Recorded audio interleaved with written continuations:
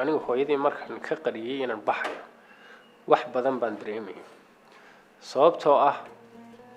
ma ogi inaan soo nabad noqon doono nolol iyo geeri meeshii aan tegayay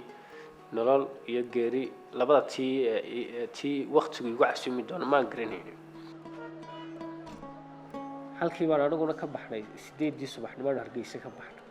10 qof aanu noqonay 10kii qof markaanu noqonay habeenkii maanaan seexan ninkii baanu la hadalnay haddaba intaan qof ka garaacnay ninkii dhawaday ee boosaaso lagu sugayay waa 12kii habeenimo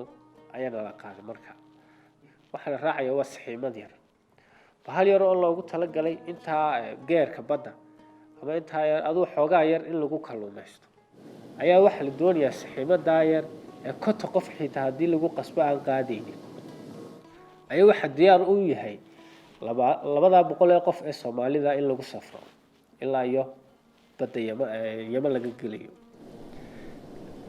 waa markii ugu horeysay aan anigu bad ku safrayo ama saxiimad koreeyo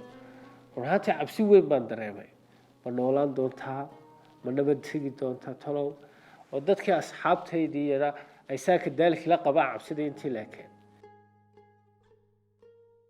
wadadkan aad arkaysa asaasi u rasiisay qofna isma muujin karayo gacan ma taagi karayo nin baa ka adeeganaya oo kolba dhakadaada ku dul ordaya oo hadda sir nuuxso kugu dhufanaya saacad intayna socon qof walba naqaska ku dhagan uu haraaday waxa la wax biyeysitaa ma jiraan deetana halka qoor oroma lagu guray halkana way daboolanta meesha ayar waxa loogu tala galay alaabtii wax lagu guro dadkii halka lagu guray saacad intayna gaadhin bay ka baxnay nafta amarka ilaahay markan iyaru jirna marka waxa la wixii dad haabo waa laga daaday waayo raggan dawladdan Yemen baa qabanaysa sayna u qaban marka badda iyar ay geerkeedu soo jirto inuu xoogaaya oo dadka liqaysa waa laga daadiyaa dadka adugu markii ay dadkii naga daadiyeen qaar bay baddu jiidato dabaalba garanaynin 60kii Soomaalidii ilaa 7 qof wax ah ayaa isqabsaday oo badii ka talaabay in laaliyeetii kale ka basheekeen karo nolol iyo geeri waxa ku sugnaayeen qolaya milyan nootbid marka qolaya mana oo qoriyaysiinta nootbid qoriyihii bay naga durrideen waan fadhiisana waan jeebsana waan qaylinay anagii waan iska ilaahay ba naga badbaadiyay waan iska kacnay halkii baan subaxii jamaadnay waxaanu lugeynay ilaa 4 saacadood ayaa waxaanu tagnay meel yar oo tuulo la moodo baabuur badan ba markaas u taagan dadkaasi marka kii adigu aad la heshiiso matraacis 3 cisho iyo wax ka badan